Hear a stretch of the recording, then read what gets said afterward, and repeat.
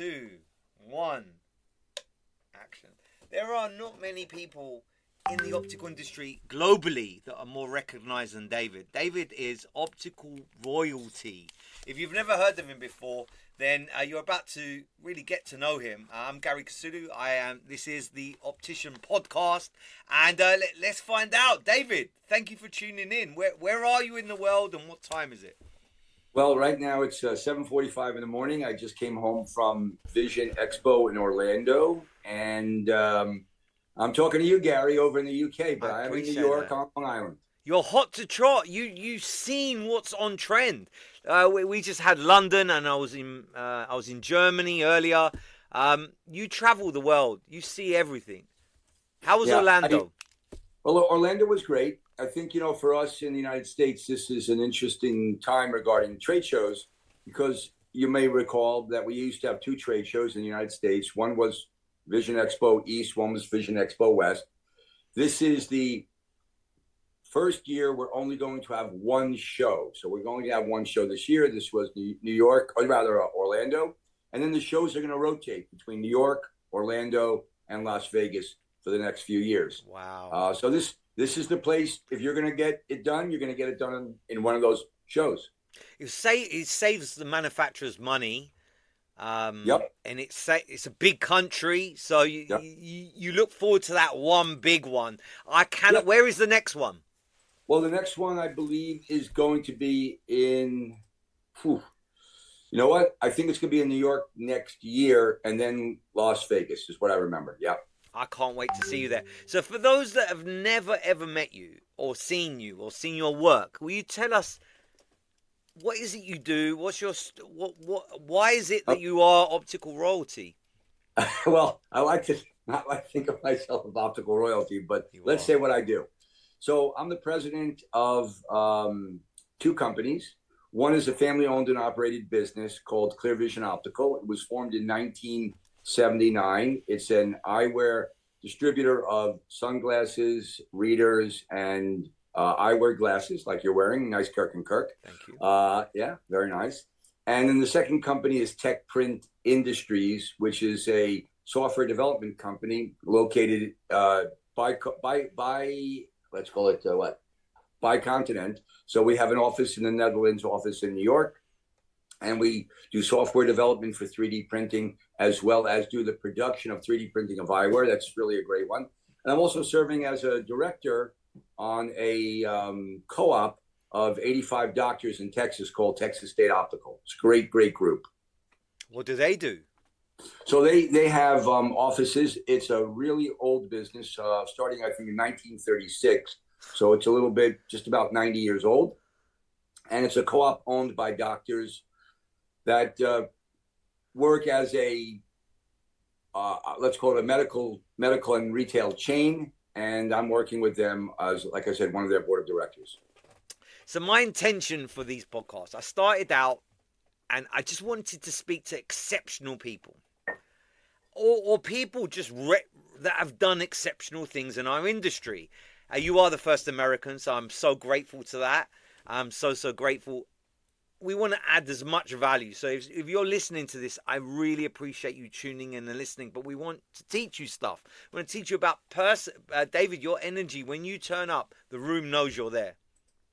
Well, thanks. Honestly, I think that's genetic. It's not anything that I can claim. It's my mom. I'm told that 1 out of 20 people have this type of energy.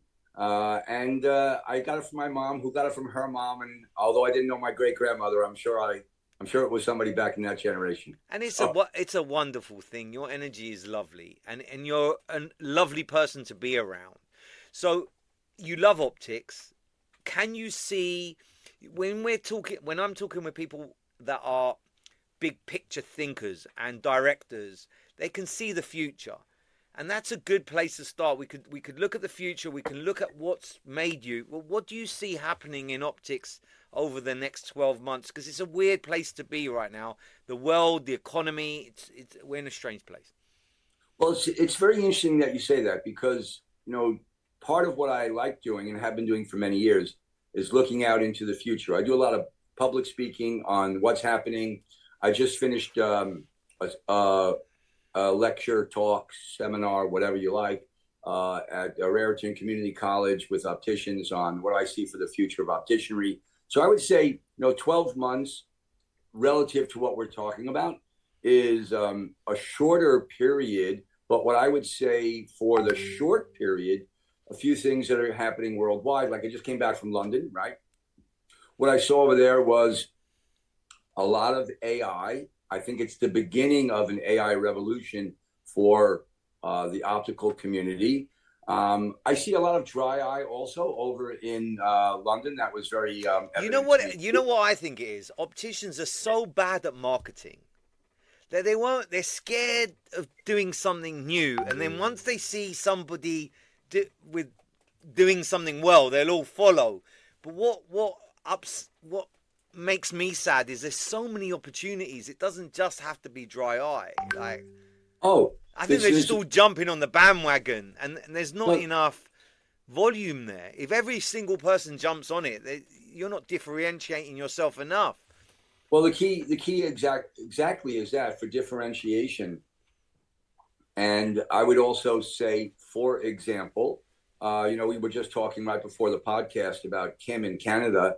There's also something I see a lot happening in the U.S. and in Canada. I know that there's similar movement in Europe because I've spoken to a few people there.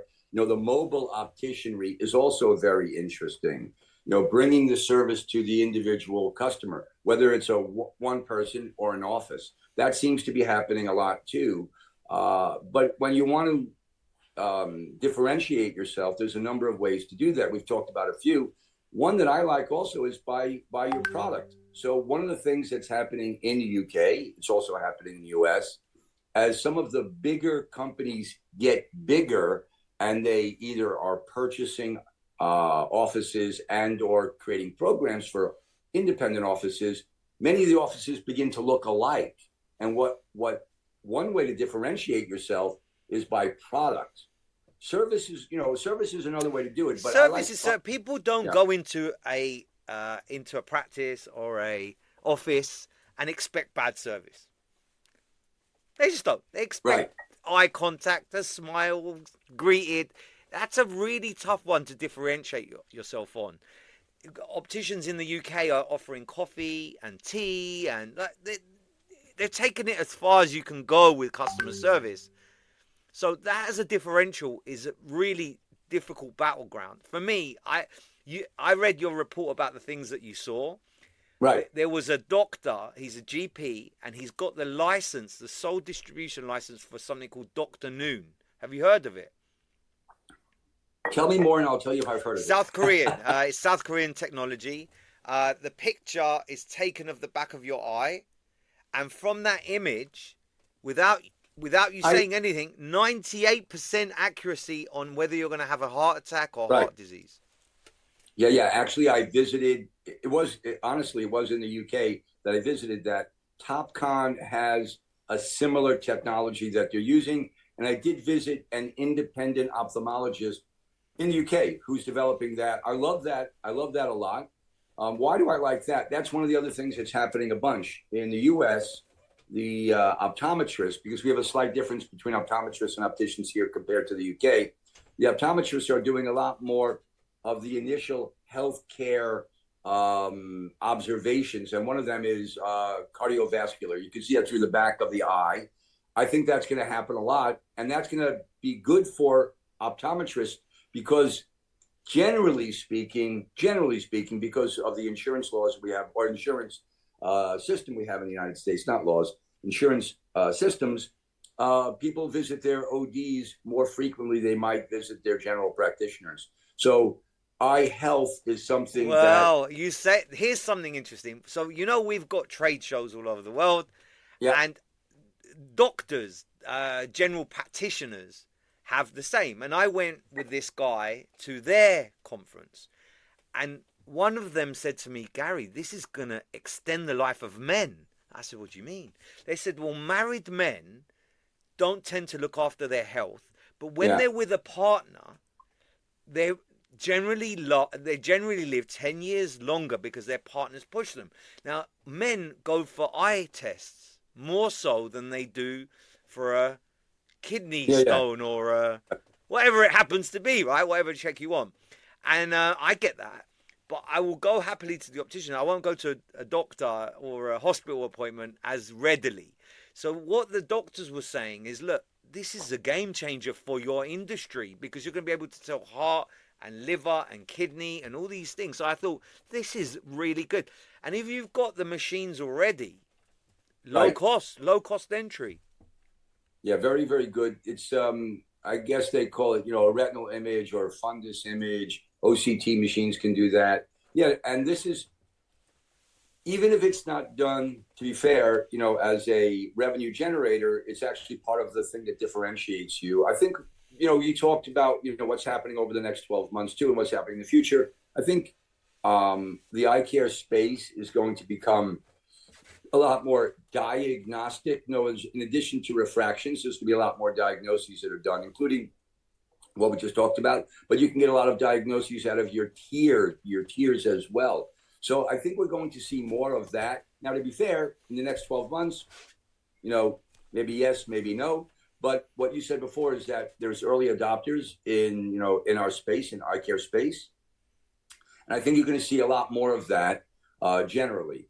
So for us, I think the future looks very good. However, all of us have to understand what you said. How do we differentiate ourselves? Why is someone going to come back to our office? Now, let me tell David, when I walk in the subway, on the underground, in the street, I get stopped. And people come up to me and they say, where'd you buy those?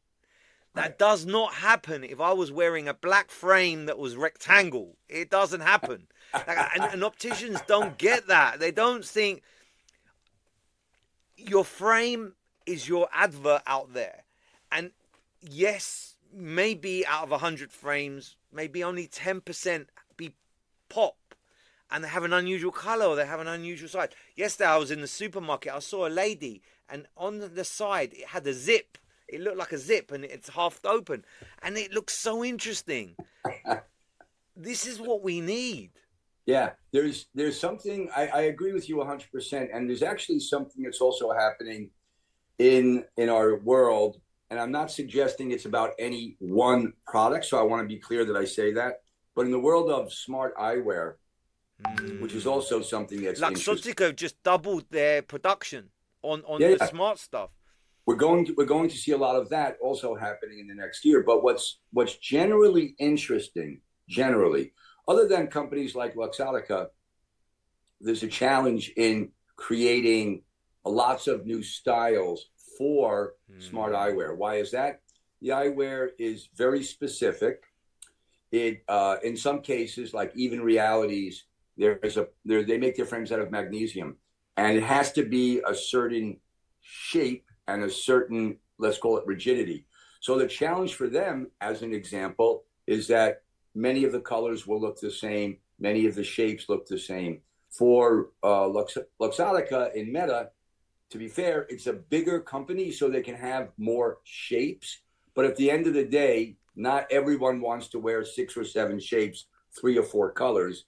And that's the challenge with smart eyewear today. Can you overcome that with your 3D printing? Because I want an aviator. I want to be able to answer the phone on my glasses. Right.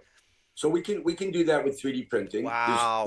There's 2 ways we do that. One, we can utilize, and we have a solution now, and we showed it at Vision Expo. We can utilize what the world is calling smart temples. So the temples themselves have the similar functionality minus the camera, which is another issue. It's okay. It's okay. Yeah. It's okay. Yeah. We can do it with a camera too, but it becomes a little bit tricky. So in that case, the person can select almost any front. Do you have a distributor in the UK for those sites? I'm your guy. I'm your guy. I see that vision. I'm your guy. I sign me up now. Because I love innovation. I don't know if you know this about me. I was the very first optician in the world to have a Facebook page. And Meta have done a case study on me. Wow. I love innovation. I'm a creative trapped in an optician's body here.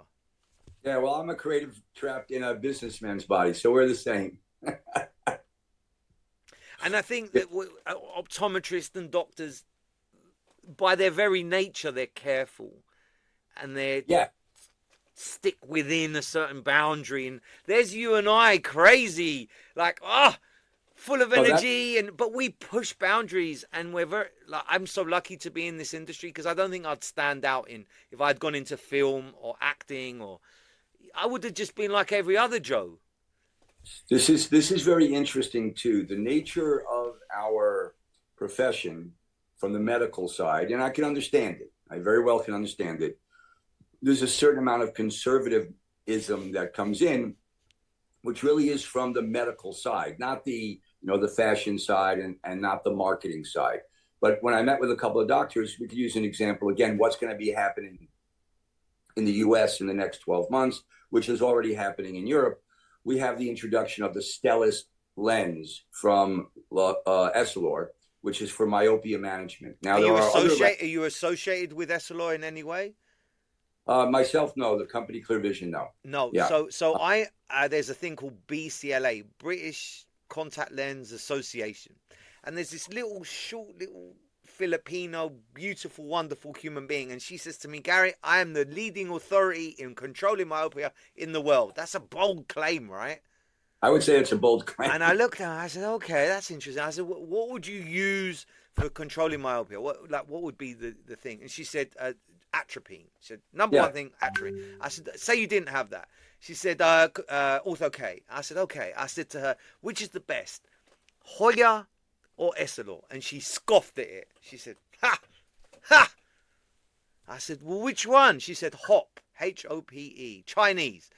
I said, oh, okay. She said, look, the studies have shown that this one's really good. And it's just coming into the UK, this HOP lens. But I think controlling myopia is I've known about it for 20 years. Like, it was in Australia before it hit here. I worked with an Australian optometrist. If you are not doing this, then you're leaving money on the table. But not only that, you're really letting people down. For children that could need the controlling myopia. David, so is this breaking in America, the controlling myopia stuff? Right. So we have a bunch of early adopters as well. One of the early adopters in leading from a let's call it a marketing point of view was Matt Erding and Gary Gerber formed a company, I would say 6 to 10 years ago. You see this bald smile when you said Gary Gaber? Yeah. Are you friends? Are you personal friends? Yeah, personal friends. Yeah. Do you know him? Yeah. What a guy. What a guy. So the first time I met him, he served me a burger. So I went to this venue late and he was speaking, but I didn't see who was speaking. It was just fine. And I ordered a burger and he served me it. And the next thing I know, the guy's on stage as the keynote. Yeah, he's a good guy. What a guy. What a lovely guy. It's amazing that we know some of the same people. But anyway, Gary formed a company called Treehouse Eyes. They specialize in myopia management. They have about 100 offices now they're working with. But as I was about to say, with Stellest, that's just come into the U.S. now. More and more people are getting, because they have to get FDA approval. Where this all started, if you remember, is the conservative nature of our eye care providers. And, people are going to be early adopters, but many people are going to wait. The part that's most interesting about the Stellest lens is that you have to have really good eyewear that stays in place for the child for anywhere from 10 to 14 hours a day. So this is going to actually be very, very good for opticians and fitting and eyewear, because the lens doesn't work well unless you have really great eyewear. So it's a really interesting time, I think, for opticians, optometrists, and ophthalmologists. You said the next 12 months, but let's roll it out, 12 to 36 months, a lot of things going on. David, let me tell you something interesting. And if you're watching this, please roll your seat in. So I meet these Hungarians. Have you heard about the Hungarian color deficiency stuff? Talk a little bit more. I'll tell you if I blew my mind. There's these two Hungarians, very little charisma. Like nobody was talking to them. They were just standing there like this. And it's just like do you know about the bottle, the bottle that's an optic that serves solution? Yeah, glass. Glasgow. So I was Yeah. the sole distributor for that in Germany. I brought that from Germany to England, and then I gave it away. So anyway, it's a very similar thing. So I meet these Hungarians, and they're standing there, and I'm curious. And I said, "What have you got here?" And he shows me a color vision chart, and he says, we're the first people in the world to have a medical device that actually can solve this. I'm like, okay. I said, I'll take it. And they said, no. We're not here to sell one. We want the distribution. I throw my hat in. And it turns out that Hungary exported tomato ketchup. And when they were exporting it, there was one customs officer, he kept saying that it's not red enough. So they threw in millions and millions and millions and millions of pounds over the last 20 years to get it right.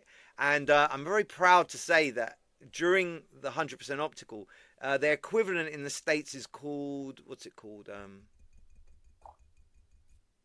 You're going to have to help me. I don't know. They got some equivalent in the States. And people were saying, look, they've tried that one, they've tried this one, and it's better. So I think this is very exciting. One in 10 boys is color deficient. Yes, Get people exactly. in.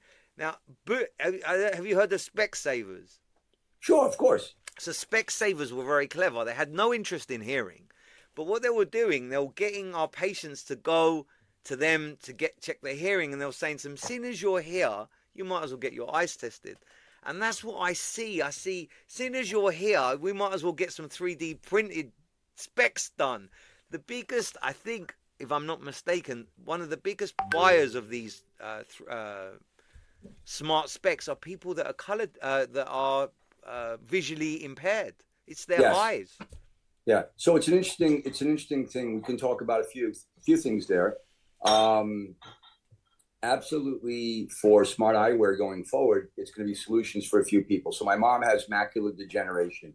She actually called me up about a year ago saying, "David, why didn't you get into this right away?" Because of what you said.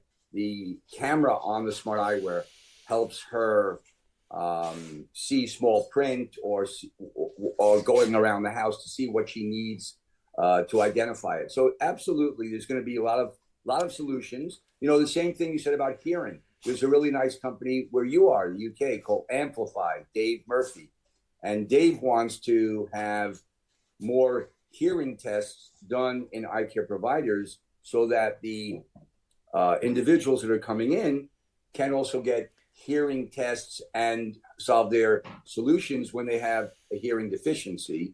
When I was at the UK, I went over into a few booths that were showing that same or similar solution. And in the United States, I think it's a great opportunity for that too, for optometrists, opticians, ophthalmologists to offer a hearing solution combining with an audiologist. It makes sense. And feet and teeth. And there's a connection between diabetes. So if you've got diabetes, podiatrists care about that, dentistry. Now, here's an interesting thing. I got to, by some luck, some dumb luck, I met someone who knows a lot about LED lights. And in the States, there's a thing called biohacking. You guys love this stuff. Biohacking? Mm. You know about that? Well, talk a little bit more and I'll tell you. There's a Netflix, loads of Netflix, like the dad looks younger than the son because he's taking pills and he's doing all this stuff. So it's called biohacking. So this guy, he's got an LED light that it beams into the back of your eye. It's at a certain frequency, and he can't make the claim right now. But with AMD, it's re-exciting the mitochondria. 99% of the market, he's selling it to America. They're out of stock. I'll put you in touch with the guy. The guy he's onto something here. He's going to win a Nobel Prize. On wet AMD, it isn't as effective, but this is a thing that your mum should be. If we can get FDA approval, it sounds good. Otherwise, it'll be tough in the United States. We need approval. We need approval. You know, Garry, you talked about you're being a curious guy. I think that's one of the most important things for our profession to understand it's curious people like yourself and others that actually are first movers in making things happen. So I'll be curious to say, when you were chatting, were you at the 100% optical? I had my own stand, but we were in a weird place. I'm sorry that we didn't see each other. I was there. Oh yeah, I didn't see you. And Yeah. I spoke. The thing is, I did send a press release. I'm the only British, anybody that's spoken at every single 100% optical. So I was on the stage all 3 days, and that is very disruptive. If you got a stand, you're getting pulled off. You have to prepare. So I was all over the place. All right, sorry, I didn't see you. Would have been fun. Sorry. Would have been fun to go out. But I'm curious for yourself. Did you see anything that was very interesting there yourself at 100%? I saw colors, loads and loads of colors. Colors is a thing now. I go into opticians and I say, "Where's your green frames?" And then we don't have any. "Where's your red frames?" I don't have. "Where's your blue frame?" This is something that we really, the British, if you're watching this, please, and you're buying some glasses, pick a few blue, red, green ones, right? It counts. Upswept shapes were very hot. This technology, everyone was talking about AI. Everyone was talking about dry eye. Everyone and their mother was talking about dry eye. And I feel that they're just chasing what's on trend now rather than really caring about that. Yeah. Let me comment a little bit on what you said about colors, because I think I have maybe a good outreach to your audience. Here's two examples of why I think color can work in a different way than many frame buyers have been thinking over many, many years. So frame buyer one, she invites me to her office. She asks me, what do I think about her frame selection? So I go over to the women's board, and let's be honest, it's a lot more. It's exciting. It's good. It's nice. Yeah, and I feel that way. When I go over to the men's board, she asked me what I thought, and I said to her, "Do you really want me to give you my opinion?" She said yes. I said, "Well, let's look at it. First of all, the lighting isn't as good where you are, so I want a better lighting. No way. And number two, if you stand back, about 6 feet, which is where most people will stand, 3 to 6 feet from the board, what do you see?" And she comes back from where I'm at, and she looks, and she says, "Everything looks kind of brown or black." And I said, "Exactly. You have a board here of 72 pieces, and almost everything looks the same." That's what I said. Now, hopefully, my observation is going to be passed to her, so she sees to make it different. Now, let me give you a second example. This goes back well over 15 years in our company. We ran a promotion for kids frames. And within this promotion, there were 18 frames that you were going to buy. And we're going to give you 9 free, and you're going to buy 9. But within that selection, there was one unisex frame that was silver. Think about this. Silver for a child, and one that was bright red, happened to be for a girl. And a couple of our sales reps called us up and said, "I can't sell this." I said, "Why is that?" They said, "Nobody wants silver for a kid. Nobody wants red for the girl, blah, blah, blah."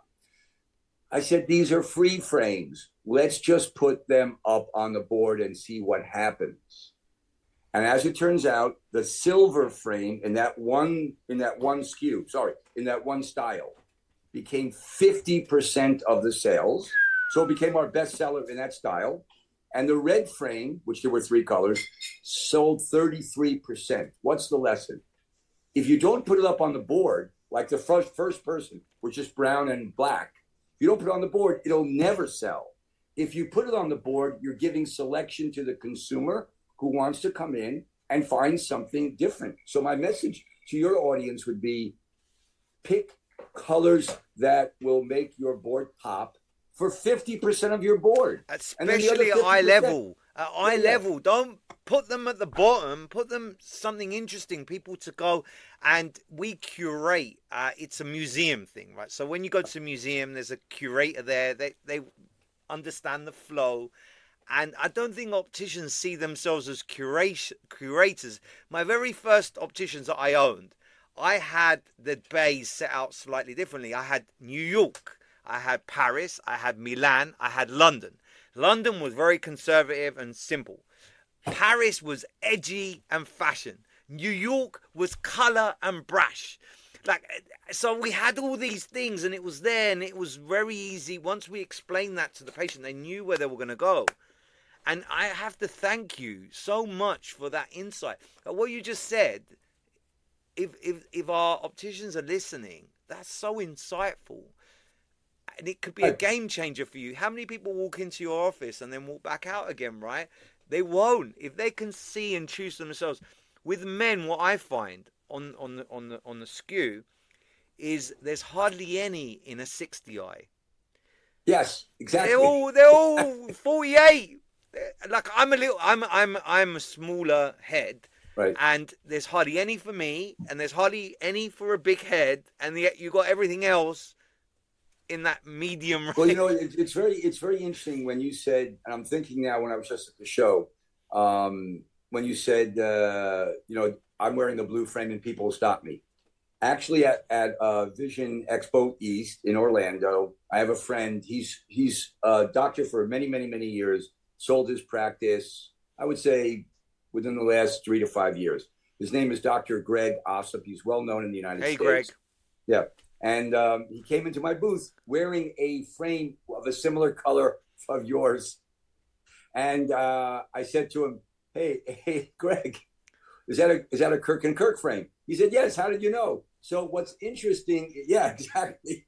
What's interesting is if you start wearing unique frames, but not only Kirk and Kirk, there's many other brands that bring color to the market or bring a story to the market. You know, if you can identify your Van Goysen from Germany or your Riesling from Germany or your Lindberghs or your Gotthys, if you can start to identify those, that's what changes the market. Well, I was watching the Oscars. Have you any interest in the Oscars? Well, I was on LinkedIn last night while my wife was watching the Oscars. Well, I watched the Oscars, and there's that horror movie. I forget. Yeah, Sinners. And the Sinners director had a lovely pair of Cartier on. Right. Very nice, recognizable straight away. Cartier, cool. Looks like he's got a few pairs. Yes, and this is what's important, I think, for our retailers, because people will say, where did you get the frame? They never ask that about the frame that everyone's wearing. They ask it about the frame that's unique. And to be fair, being unique is not only for a boutique or a luxury product. You can wear a Morel product, which is beautiful. Etnia Barcelona, beautiful. We love an Etnia. Yeah. I love an Etnia. There's so many brands. And what I do at trade shows, I'm going to share my secret. What I do, I go to the high-end, beautiful stuff, the $200, $300 stuff, and I look at it. And then I go to the China, South Korea bit and buy 10 of them. That's really bad, right? But no one does it. Everyone's too scared. Well, 10 pieces, 20 pieces sounds scary. But you see, trend doesn't have to cost money. But when I buy it with somebody and you know it's quality, they will support you. Like China will not support you. If you're left with 9, they don't care. So people don't understand how to use their what do you guys call the guys that come in and show us the frames? Yeah, your sales representative. The sales rep is your best friend. Like sometimes my rep I phone him and I say, look, what have you got? And he says, I've got some really lovely pieces that I know will do well. I say, do it. Send me 10. And they're your best friend, because this is low risk. They want it to sell. They'll change it out for you if they have to. People are not using their reps well. Yeah, I think that's another area to chat about for a second. Yes, sales representatives in general are great educators for the customer. If they're selling diagnostic equipment, if they're selling lenses, lab services, frames, machinery, those are the first places you get educated. What I would encourage, again, the audience that you have, is to work with the sales representatives to get education. Oftentimes, the sales representative, to be fair, the first word is sales. So a lot of people probably hear, I have to buy something. The truth is, most sales representatives will be happy to get 15 minutes, 30 minutes of your time to do a little bit of education. And then if the eye care professional thinks it's interesting, they can set an appointment to do some purchasing or to learn I'd more. always say if a rep, I'll give him a few seconds. They'll knock on the door and they say, "Can come in, show you a range." I say, show me your jewel in your crown. Show me from 10, 15 pieces. I can see if this is the kind of range that I like. David, do you mind teaching me something? Please. Acetate. Yes. Acetate that has taken months to create, and when you heat it and you cool it, and it keeps its color, and then that's the reason it's that price. And sure. Then you got injection molded Chinese done in a second. Our industry doesn't sometimes know what the difference is. Like I look at some beautiful acetate, and I look at it and it creaks and it just has life in it. And I look at Chinese stuff that's like $5, and I can tell. Some of my colleagues can't tell. Well, let me also talk a little bit about the injection process and what you're referring to as CNC handmade acetate. But maybe I'm wrong. Maybe. No. That's why I want to say. I want to come back to you. There's some beautiful injection molded product that's very, very, very good and very, very expensive. And the example I often use is Silhouette. Silhouette is beautiful injection product. SPX. Yeah, SPX, right. But what's important to understand is there's a material, and then there's a mold that's made, and then there's a molding process. So we shouldn't, you and I and our audience shouldn't confuse injection with cheap. That's what I'm doing wrong. That's where I'm going wrong. And I want to tell my patients the correct thing. Right. It's a method of production. Okay. And then you have, acetate, which in the old days literally was made by hand. Like when you make block material, it was made by hand, the same way that you'd make, let's say, a large amount of cake dough. You actually would make this with your hands. Today it's made by machine. And then most of it, not all of it, but most of it is cut by machine as well. So the handmade aspect of your acetate frame, not in all places, but in many places, is done by machine. What's the difference between the two materials is they act differently when they're used. Look, think about a good Oakley frame. It's a nylon frame, injected, that you'd never be able to get in that great base 8 curve or that beautiful different folds in the frame. Very hard to do in acetate, and will act differently than acetate. So I'm not a proponent of one or the other. I say, why are we using this method of production?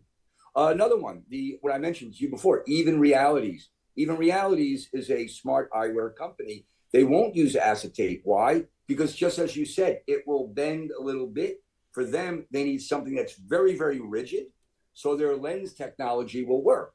And so they're using magnesium because it's a very, very rigid material. So we have to use our materials for what the purpose is. I really think us as retailers should know what it's made of, the process, how the process. Sure. Have you heard of, of course you have, Cutler and Gross. Yeah, Cutler and Gross, sure. The brand loyalty there is ridiculous.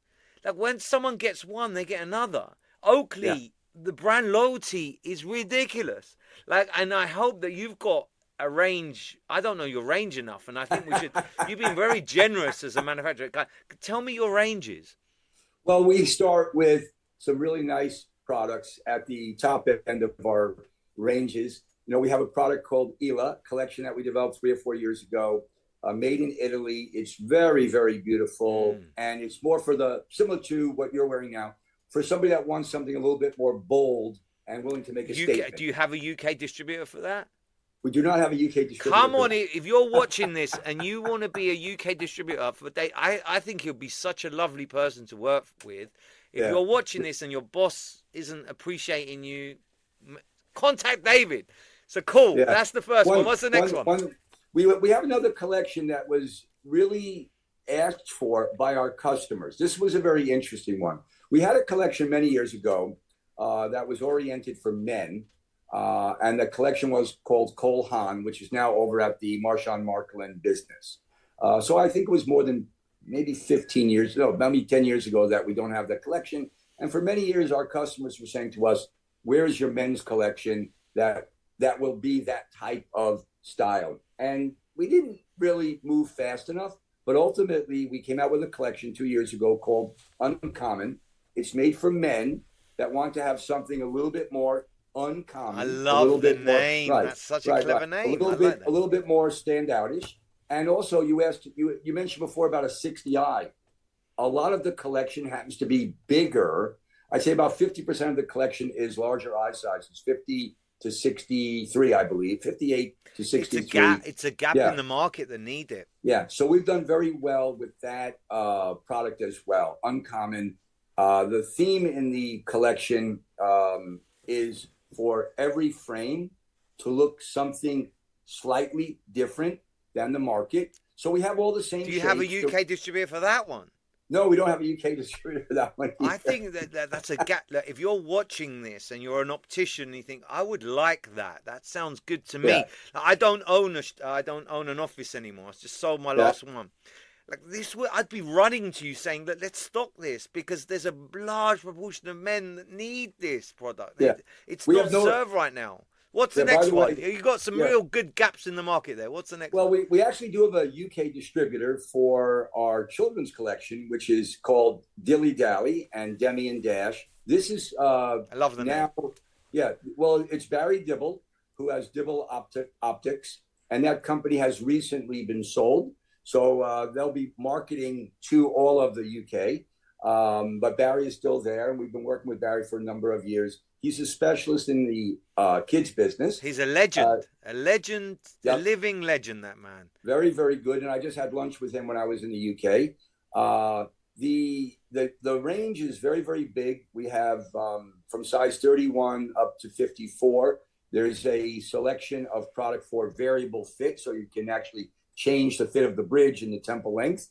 We have a low bridge collection that is for people that require lower fitting bridges on their frames. We have David, you know what I saw last week? Tell me. Oh man. So there was a Down syndrome little girl, and her length to bend, it should be 35 mil. It was there. Right. Wow. I'm like, what? The parents wanted something cool, not really understanding that a Down syndrome child has different facial characteristics. So what I did is I said to everyone, look, go on the shelf and find me a 115 length to bend. And they found me and I just changed it, it fitted. But with children, they're not adults. You need the right frames. 100%. This sounds like a really cool thing. If you stock children's glasses, go to Dibble, check it out. Right. That's a really important thing. Yeah, there's a bunch of other ranges we have. We have a big titanium range. We have a good core product range, and then we run with some really nice brands. The biggest one, I think, internationally might be BCBG or Steve Madden.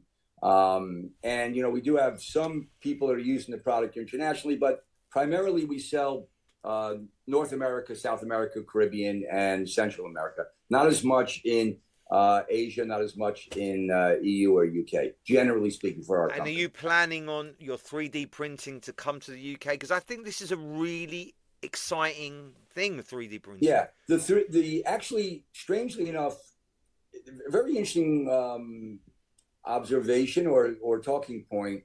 3D printing has been around for many, many years. So where I see it, and many people may not realize it, you have 4 or 5 really well-known companies using 3D printing. So Gotti's using 3D printing, Makita's using 3D printing, Monocle's using 3D printing, Umavo's using 3D printing. Most of the 3D printing, though, that's being sold in high volume. Germany, Austria, Switzerland, and the Scandinavian countries. A little bit in the Netherlands, a little bit in Belgium. Belgium actually has the largest producer of 3D printing in the world, which is a company called Materialize. And also you have producers in Germany and some producers, in smaller countries. We have a friend that's in Spain doing production there. But generally speaking, it's those 7 or 8 countries. UK is using some of the bigger brands that I just mentioned. But in order for the UK or the US or other countries to start selling more 3D printed eyewear, the price has to come down. And I do believe that you're going to see in 2026 introductions from other companies where the price will come down, so it's more affordable for the mid-market. Because right now they're selling at 150, 160. Let's say 140 pounds or 140 euro and up, which means it's upper end product. And it's a crowded market up there. Everyone wants it. For me, adjusting one of those frames is a bit challenging. I need to be trained. Right. I don't know. So it feels different. Yeah, let me talk about that a little bit. I think there's three observations that I would have about 3D printing. So in the case of, let's say, Orgreen or Monocle, most of their products, if not all, are titanium temples. So it's a printed front with a titanium temple. Adjustments are easy. In other products like Umavo, they use a printed temple. Cleanse and Baum uses a printed temple. And sometimes you'll find a wire core in the temple. So I'm not suggesting every style, but I think Cleanse and Baum has a bunch that have a wire core, and Umavo may have that technology, but if not, you can check. And then it's somewhat simple too. You're going to heat the frame a little bit and adjust as you would normally. And then there are other collections that, like Lick Eyewear in Spain, or Radiant in Germany, that have just a printed temple. In those cases, and I'm speaking from some experience, the adjustments are less necessary because the frame balance is good, the fitting triangle that we call, as well as the temple, the way it's formed to begin with. So it's less needed adjustment, but I agree with you. You have to be careful, because if you over adjust, the temples will snap. But the opticians that know how to adjust, they'll use heat and adjust, but there's no wire core in those frames that I was just talking about. Yeah. You got someone chatting with you, or we're coming? No. I got an intern here, and he can't get into my phone, and he wants my face. I guess he wants my face to write it in. There you go. The technology that is unbelievable. This young man, unavailable for 1 minute, sir. You've got it wrong too many times. I'm sorry for that interruption. No, not at all. You are so fascinating because your depth of knowledge. And just before we end, I'd love to know the history of how you got into optics as your second generation, third generation. Right. Could we explore that just a little bit, if that's okay? Yeah. Very, very easy to do. So strangely enough, my mom and dad did not want me to go into the business because the business that we had at the time, Clear Vision Optical, in the 1970s, was a very small business, which was not unusual for many distributor businesses in the United States. Clear Vision started out, my dad was an optician. He started the company at age 22, left on good terms his business where he was working, called 23rd Street Optical, and started with a blessing from his boss, with a partner, a small optical distributor. They had lab services and frames, which were all made in the United States at the time. In 1966, my dad started to buy eyewear made in France and made in Italy with the name Clear Vision. And by the time I was in college in the 70s, he had a very, very nice business, but it was very, very local. I went to law school. Wow. And when I graduated law school in 1983, I practiced for about a year. My brother had already joined Clear Vision, and I asked my dad, would I be... Is he a younger or older brother? He's my brother is 2 years younger. Baby brother. So okay. he was there first. And I asked my dad, would I be able to come into the business? He said, the business right now is small. It's supporting two families, your brother and my mom and dad. And we don't think it's big enough, for a third person, a third individual. So I said, Dad, I'm not looking to get anything for free. I'll earn my keep. My job will be to expand the business. And that was my original job. So I came on. I didn't realize that it would be as hard as it was. I thought it would be a little bit easier. But I joined when I was about 30, just about. And I've been working there now 40 years. So it was a good gig. We grew a very, very nice company in the United States. We are a leading, family owned and operated business. There's not many left. It's 78 years.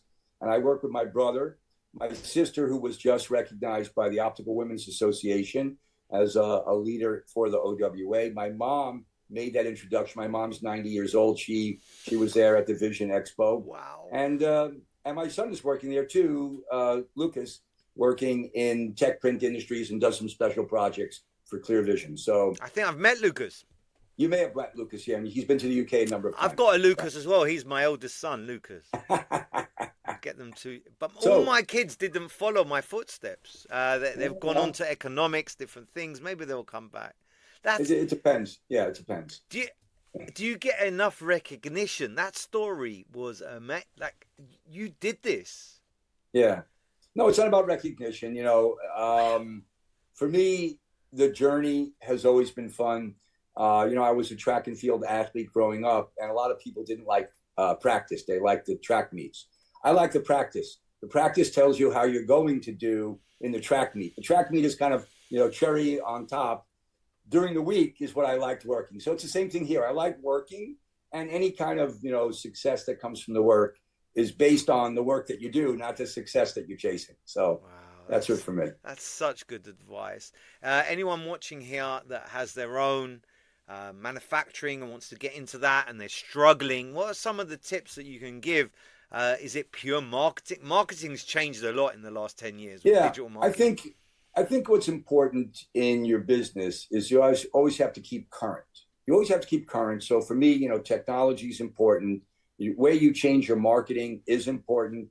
For example, in the old days, if you just put an advert in your local phone book, that was one way to do it. It doesn't work that way anymore. So you have to keep up in the marketing of your practice, in the technology of your practice. I think hiring the right people is incredibly important. Too often we hire too quickly. We don't train, we don't develop individuals. I think that's important. At our company, Clear Vision, we like to see that we have at least 5% of your work time devoted to education and training. So that'll amount to, on average, about 2 hours a week. It doesn't happen every week that we do 2 hours, but it might be 8 hours at a seminar. Yeah, and then you're developing that for the month. So I think those are the things that are important. If you're in the business of selling something, as you mentioned before, curating your location is very, very important. To look like everyone else, me too, doesn't work.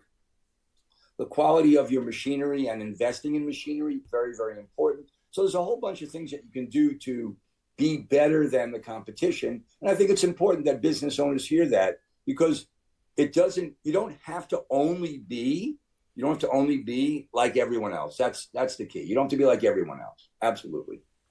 You've been so generous with your time. What a brilliant person to do my first American podcast. Well, thank you. Thank you very much. And it was great the way we met each other over in, Silmo last year at the Opticians Award. That was where we met each other. I think we did our first LinkedIn together real quick. Like that. We just had a lot of fun. And it's kind of, I would say, interesting, since we didn't know exactly what we were going to be wearing today, that I've put my Garry hair color on. I appreciate that. Your Dave Friedfeld color on your face. So we did it together.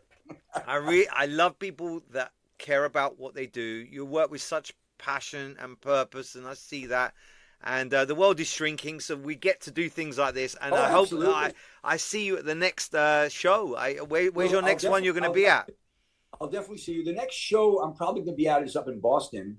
Oh, actually, I'm going to a show later in the week. It's a small one in Houston. Vision Trends is having an educational academy. I'm going to be speaking there. And that's a good group of professional optometrists that have been working together for a number of years.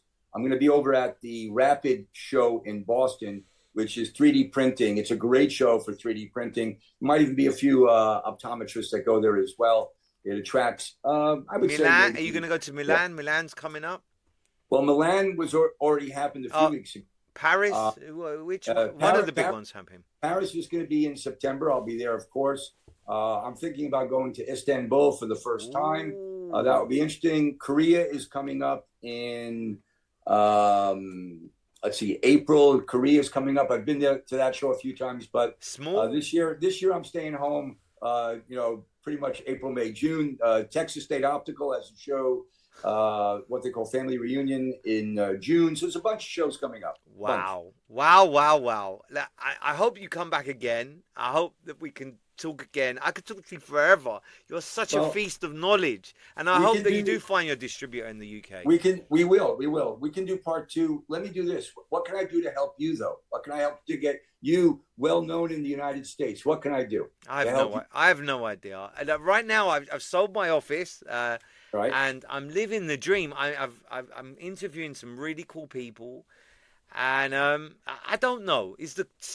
I'd love to collaborate and work together. And I'm giving back right now. I want to just give back and see what happens.